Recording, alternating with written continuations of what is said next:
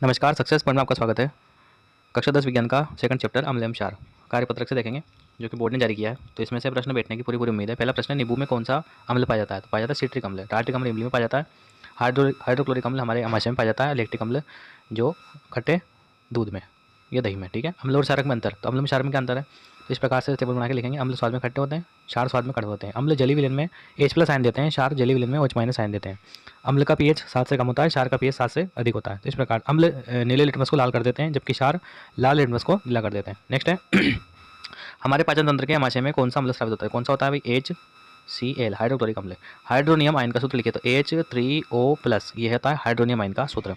Next question है, hydronium ion की सांद्रता व पीएच के मध्य क्या संबंध है? तो जैसे जैसे हाइड्रोनियम आयन की सांद्रता बढ़ेगी, वैसे वैसे पीएच का मान भी क्या होगा? बढ़ेगा। ठीक है, मतलब पीएच का मान घटेगा। जैसे ये पीएच स्केल है, तो ये बीच में क्या होता है? 7 होता है, 14, 0 और 14। तो इस प्रकार से होता है। देखो, ये अगले प्रश्न से डिस्कस कर लेते हैं अपन। पीएच स्केल को बनाइए, तो मैं पीएच स्केल को बना देता हूँ, ध्यान देना। ये पीएच स्केल है, बीच में क्या लिखेंगे अपन? 7, इधर 0, इधर 14। तो जैसे जैसे इधर आ रहे हैं, तो इधर कौन बढ़ रहा है? हाइड्रोनियम आयन की सांद्रता बढ़ रही है। इधर किसकी बढ़ रही है? OH- की। तो जैसे जैसे इधर बढ़ेंगे तो अम्लता जो है घटती जाएगी, 7 से 6, 6 से 5, 5 से 4, इस प्रकार से। यानी कि जैसे जैसे हाइड्रोनियम आयन की सांद्रता घटेगी, अम्लता बढ़ेगी। नेक्स्ट है, ताजमहल के संगमरमर का रंग पीला क्यों पड़ रहा है? तो संक्षारण के कारण पड़ रहा है।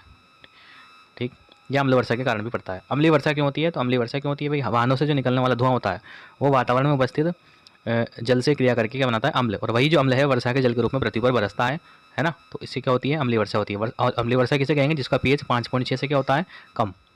नेक्स्ट प्रश्न है, उदासीन विलयन का पीएच कितना होता है? तो कितना होता है भाई? 7 होता है। दांत के ऊपरी आवरण का क्या नाम है? तो इनेमल होता है। क्या होता है? इनेमल, जो कि दांत का सबसे कठोर भाग है। और दांत का पीएच, मुंह का पीएच 5.5 से कम होने पर दंत से प्रारंभ हो जाता है।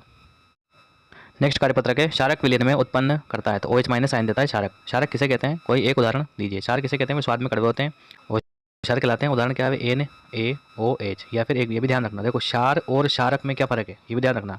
तो जो क्षार जल में घुल जाते हैं उनको क्षारक कहते हैं। ठीक है, नेक्स्ट है, ये जो क्षारक जल में घुल जाते हैं उनको क्षार कहते हैं। ठीक है, अम्ल का जलीय विलयन विद्युत का चालन करता है। क्यों? क्योंकि अम्ल जो है जलीय विलयन में H+ आयन देते हैं, चूंकि आयन बन जाते हैं इसलिए चालन करते हैं।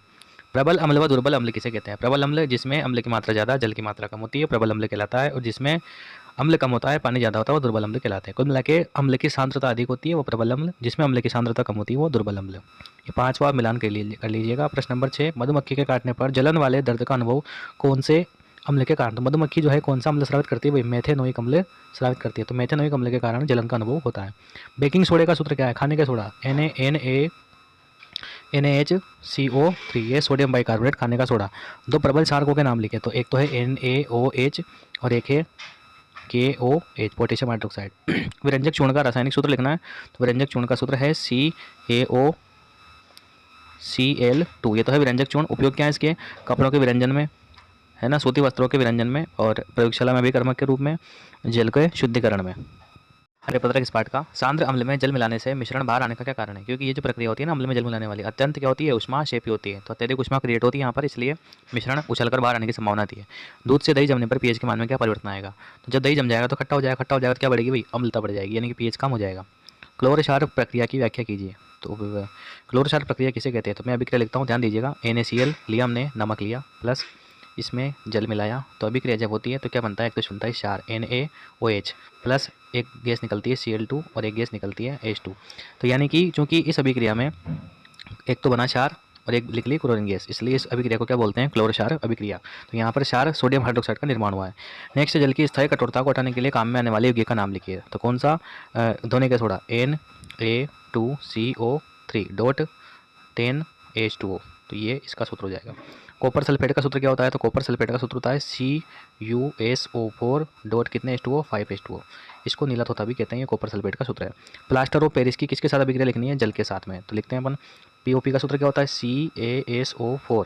ठीक है, डॉट हाफ H2O, ये तो है प्लास्टर ऑफ पेरिस का सूत्र। अब जल के साथ जब अभिक्रिया कराते हैं तो 1.5H2O और तीर का निशान क्या बन जाएगा? CaSO4 dot 2H2O। ठीक है, कितने H2O, 2 H2O, तो ये क्या बन गया, जिप्सम। ये प्लास्टर ऑफ पेरिस, ये जल के साथ अभिक्रिया। नेक्स्ट है CO2 की प्रकृति कैसी होती है, बहुत अच्छा क्वेश्चन है। कार्बन डाइऑक्साइड, अब आप पता लगाइए कार्बन क्या है, अधातु है, और ये ऑक्साइड यानी कि अधात्विक ऑक्साइड है, कुल मिलाकर के बात ये है। अब अधात्विक ऑक्साइड की प्रकृति हमने पढ़ा था कैसी होती है, अम्लीय, तो यानी कि CO2 की प्रकृति कैसी होगी, अम्लीय। क्लोरीन से क्रिया करके विरंजक चूर्ण बनाने वाले पदार्थ का नाम लिखिए, तो ये भी अभिक्रिया लिखनी है ना। तो विरंजक चूर्ण का सूत्र CaOCl2, ये विरंजक चूर्ण, इसकी अभिक्रिया किससे करा रहे हैं, क्लोरीन गैस से, तो क्या होगा। अच्छा, विरंजक चूर्ण तो बनाना है अपने को, ठीक है, तो CaOH का होल ट्वाइस यानी कि कैल्शियम हाइड्रोक्साइड का की अभिक्रिया कराते हैं क्लोरीन गैस से, तब बनता है विरंजक चूर्ण, यानी कि CaO और Cl2, और क्या बनता है साथ में, जल। तो ये ध्यान रखना आप।